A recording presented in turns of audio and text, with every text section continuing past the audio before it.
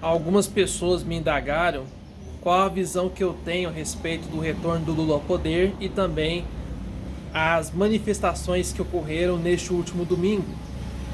Da minha parte, eu acredito no seguinte: a política no Brasil não será resolvida através de atos extremistas e de violência. E mesmo que se fosse para ser resolvido dessa forma, isso deveria ser ocasionado por meio de uma insurgência, de uma guerra civil, contendo uma boa liderança e tendo um exército formado não pelas forças armadas, mas através da população, e que seja de forma bem estruturada e organizada. Mas no momento eu não vejo nada disso sendo feito. Contudo, ressalto, provavelmente isso pode ter sido executado por agentes esquerdistas do PT que se infiltraram em manifestantes de direita e bolsonaristas. É essa visão que eu tenho. Uma outra solução para o problema seria provocar greves e paralisações em massa, não só dos caminhoneiros, mas também de outros setores da economia nacional. Mas o que nós percebemos diante de toda essa problemática é o seguinte: é a verdadeira crise do Estado liberal e laico. Porque vamos ver outros fatores culturais mais relevantes. O Partido dos Trabalhadores, PT, é baseado no socialismo e no comunismo de Karl Marx.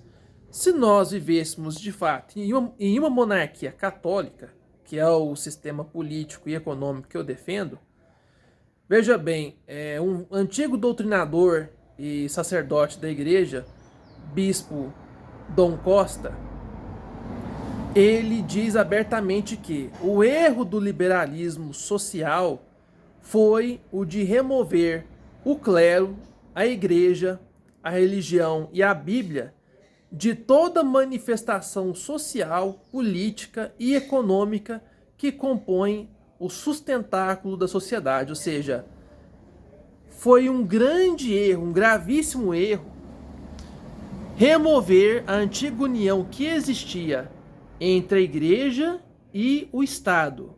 Por que eu digo isso?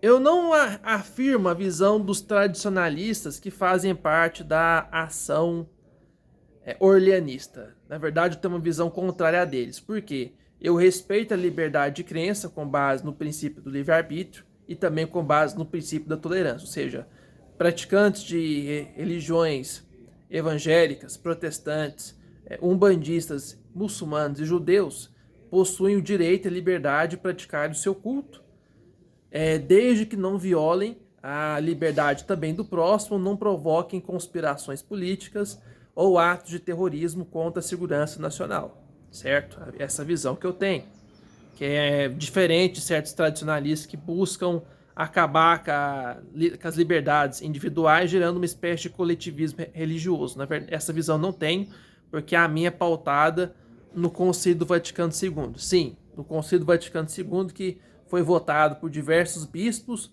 do mundo inteiro, da Igreja Católica. Não de um herege excomungado cujo nome é Marcelo Lefebvre, certo? Então, devemos ter um embasamento filosófico que seja extraído dos ensinamentos da escolástica, que fazem parte de diversos doutrinadores da Idade Média, como Santo Agostinho, São Tomás de Aquino, Santo Ambrósio. São essas pessoas que vão fundamentar todo o arcabouço das leis, do direito, da educação, da cultura, do entretenimento, de todo o regimento dos pilares relevantes da sociedade, certo? Um embasamento que seja estruturado na história da igreja, na Bíblia e na filosofia. Por quê? Porque o comunismo, que é uma ideologia essencialmente ateia, de origem maçônica, certo? Até porque a própria maçonaria progressista fez o favor de destacar o grande papel que os iluminados da Baviera tiveram para a Revolução Russa de 1917, que também o comunismo é uma ideologia que prega o extermínio de qualquer forma de tradição, crença, valores transcendentes, costumes, hábitos antigos. É uma ideologia ateísta e que prega dominação mundial, ou seja, seus atos coercitivos vão se expandir para o mundo inteiro, e também que prega violência através de atos terroristas. E a direita não pode cair nesse mesmo equívoco de cair em atos terroristas também, certo? Essa é a visão que eu tenho. Infelizmente, violência e terrorismo não vai resolver nada nessa crise política que nós estamos vivendo. Não duvido que, de certa forma, devo ter membros do MST, do MTST que estão infiltrados no meio dos manifestantes bolsonaristas.